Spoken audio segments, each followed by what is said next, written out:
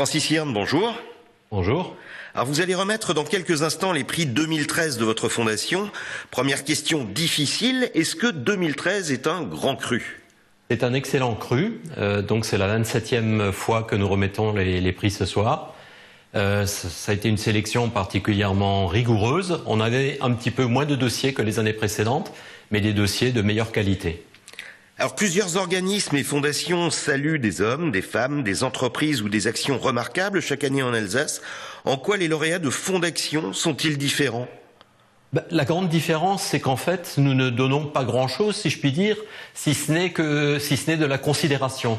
Nous ne distribuons pas d'argent, mais notre projet, c'est simplement de mettre sur le devant de la scène des personnalités qui sont à l'origine d'initiatives particulièrement remarquables et donc ils le méritent.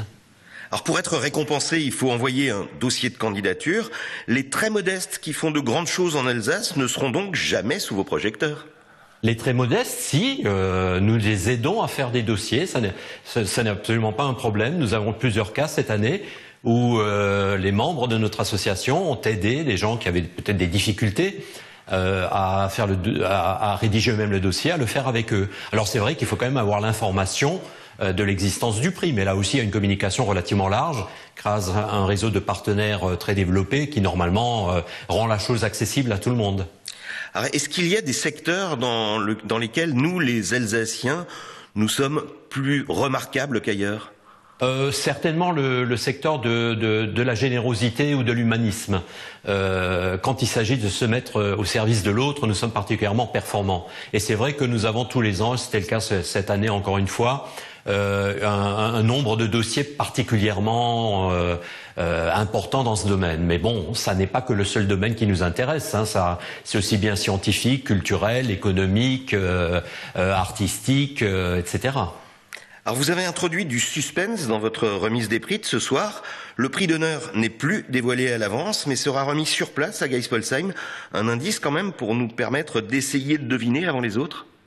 C'est exact, il y a effectivement deux petites innovations cette année. La première, c'est un trophée qui sera tous les ans, qui restera dans la commune qui va nous accueillir l'année suivante. Donc l'année prochaine, ce sera à Ribeauvillé qui aura ce soir ce trophée des mains du maire de Geispolsheim qui malheureusement ne l'aura pas eu très longtemps. Et alors la deuxième innovation, c'est un peu de suspense pour la désignation du prix d'honneur, qui est le grand prix de Fonds d'Action Alsace, qui cherche à récompenser quelqu'un qui a particulièrement rayonné et qui par son rayonnement aide à la promotion de l'Alsace. Alors ce soir il s'agira d'un médecin très connu dans la région, un médecin très médiatique aussi et qui a pris une initiative il y a 2-3 ans dans le domaine de la bioéthique. Donc voilà, je pense que chacun a déjà compris qui il sera, mais il sera révélé ce soir.